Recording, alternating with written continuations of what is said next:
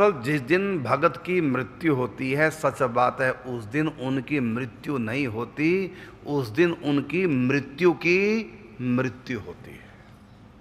मतलब उनकी मौत मरती है उस दिन।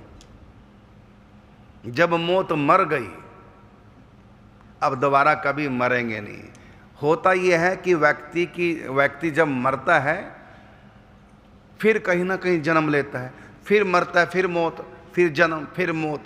तो मृत्यु जीवित रहती है, हमारी मौत जीवित रहती है और अपना काम करती है। क्या काम का मौत का? हमको मारना।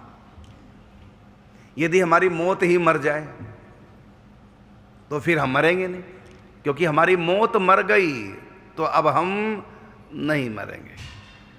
तो मौत ही मर जाती है।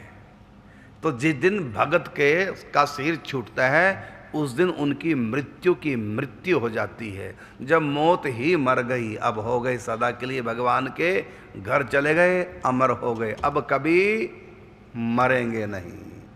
तो जो भक्त है अमृतो भवति।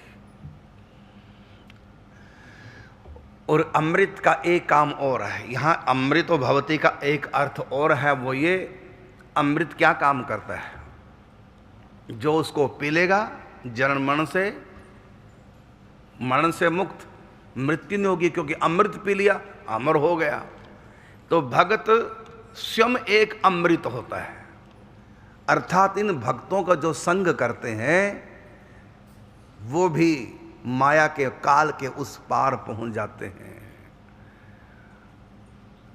और एक अर्थ है अमृत का कि अमृतो भवति, भगत अमृत स्वरूप हो जाता है। और अमृत क्या है?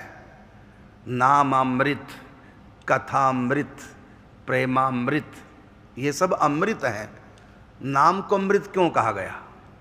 नामामृत, नाम को इसलिए अमृत कहा गया, जो नाम जपेंगे वो जन्म मरण से मुक्त हो जाएंगे। कथामृत, कथा भी अमृत का काम करती है। जो कथा श्रवण करेंगे जन्म मरण से मुक्त हो जाएंगे।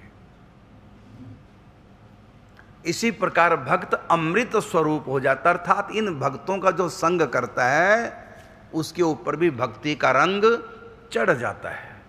तो अमृत क्या करता है? सामने वाले को अमर बना देता है। इसी प्रकार ये भक्त जिनके हृदय में भगवान की भक्ति आ गई वो अमृत स्वरूप हो गए। अर्थात इनको का जो सेवन करेगा, इनका जो संग करेगा, वो भी जन्म मरण के चक्कर से छूट जाएंगे। उनके पास भी नाम अमृत पहुंच जाएगा, कथा अमृत पहुंच जाएगा, प्रेम अमृत उनके पास भी पहुंच जाएगा। इसलिए कहा सिद्धो भवति, अमृतो भवति, और तीसरा कहा तृप्तो भवति।